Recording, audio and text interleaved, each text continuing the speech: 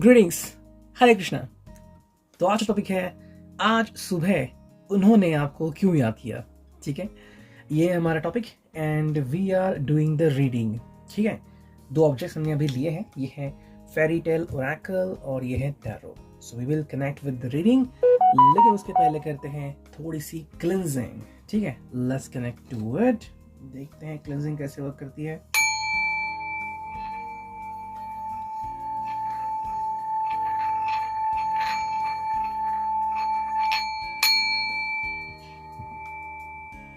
Yes, ये हुई cleansing and अब हम देखते हैं कि टैरो और ओरेकल से हमें क्या रीडिंग मिलती है। Okay, let's connect to it. तो ये मैंने कर लिए हैं टैरो के कार्ड शफल। ये आ गया पहला कार्ड जो कि 6 of cups, that's beautiful. Second card आ गया है जो कि है ace of cups and 8 of swords. ठीक है, मैं 1 बाय 1 रखता हूँ यहाँ पे और देखते हैं यहाँ पे कौन से कार्ड पॉप अप हो रहे हैं। ये कार्ड आ गया और देखते हैं। ओके, चलो ये एक ले लिया हमने, ये एक ले लिया और एक दो ले लेते हैं। ठीक है, चलो ये दो आ गए, दैट्स इट। तो आई थिंक इतने काफ़ी हो गए हमारे रीडिंग के लिए। So let's connect with the reading. Okay, so ये जनरल रीडिंग है, ये अंडरस्टैंड कीजिए। रेजोनेट हो भी सकता है बहुत ज़्यादा, पूरा या फिर आधा अधूरा।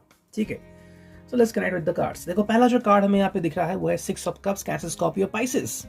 ठीक है, यानी कि इमोशंस के साइन है ये।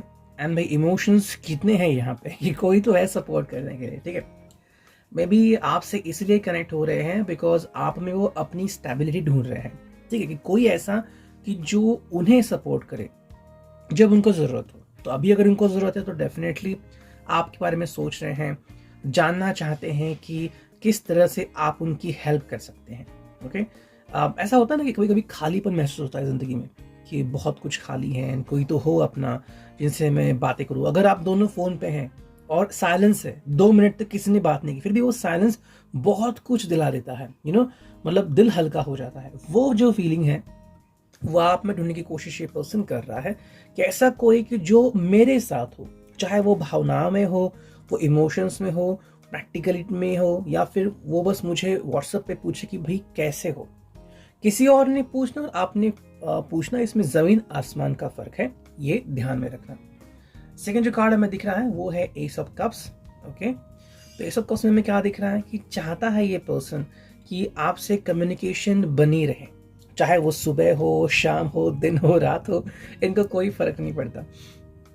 शायद उनकी जो फीलिंग है वो ऐसे है कि वो आपको काफ़ी मिस कर रहे हैं। मतलब अभी जिस हालात से वो गुजर रहे हैं, शायद अंदर से खालीपन महसूस कर रहे हैं। कहीं ना कहीं अगर जॉब में, बिजनेस में मन नहीं लग रहा है, किसी किसी के पास अभी खाली वक्त होता है तो वो बहुत ज़्यादा किसी को मिस करते हैं। फिर कभी कभी लगता है कि भाई बहुत स्ट्रेस आ गया है, तो अब मैं इस स्ट्रेस में क्या करूँ। तो ऐसे में वो आपको बहुत ज़्यादा मिस करे कि somebody should be there, कि जो मेरा साथ निभाए, जो मेरे साइड से हो।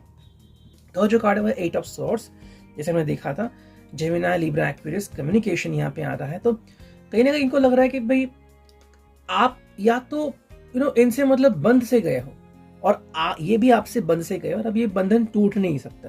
ठीक है, ऐसा है, मतलब कि ऐसी कुछ चीजें हैं कि आपको बता भी नहीं सकते कि क्या है एग्जैक्टली, लेकिन फील बहुत करते हैं। ठीक है, जैसे कि मछली की हालत होती है, पानी के अंदर पानी के बाहर, बिल्कुल उनकी ऐसी हालत हो गई है। इन्होंने आपसे कुछ कहना ही चाहिए, ऐसा ज़रूरी नहीं है। अगर वो आपका साथ मांगते हैं या फिर बस आपका चेहरा देखते हैं, आपकी स्माइल देखते हैं, आपका हाथ में लेते हैं, तो बहुत सारी फीलिंग्स आप में ट्रांसफ़र होती है। आप भी वो महसूस कर सकते हो जो वो महसूस कर रहे हैं, और वही बातें हमें यहाँ पे दिखाई दे रही है। नेक्स्ट कार्ड हमें दिख रहा है यहाँ पे, वो है 5 of swords, Gemini, Libra, Aquarius.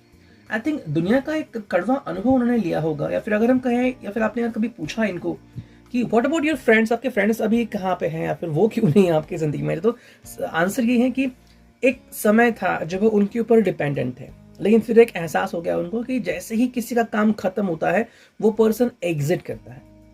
आपको पता है ना कि हाईवे पे एग्जिट रूट्स होते हैं, कि अगर आपको यहाँ पे जैसे कि वाशी मुड़ना है तो राइट ले लीजिए, या फिर अगर हम दिल्ली की बात करें तो यहाँ पे मुड़ना है तो लेफ्ट ले लीजिए। तो वही बात है यहाँ पे कि कहीं ना कहीं पे एग्जिट रूट हर एक व्यक्ति ले लेता है, लेकिन आप इनकी ज़िंदगी से एग्जिट रूट अभी तक आपने नहीं लिया है।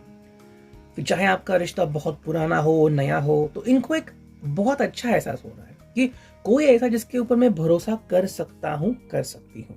ठीक है, नेक्स्ट कार्ड में दिख रहा है वो है 10 ऑफ वॉन्ड्स, एरीज लियो साज, कि अकेले अकेले का जो बोझ है, या फिर कि जैसे हम देखते हैं कि जिंदगी खाली खाली लगती है, फिर चाहे आप मूवी देख रहे हो, खाना खा रहे हो, तो अकेलापन एहसास होता है।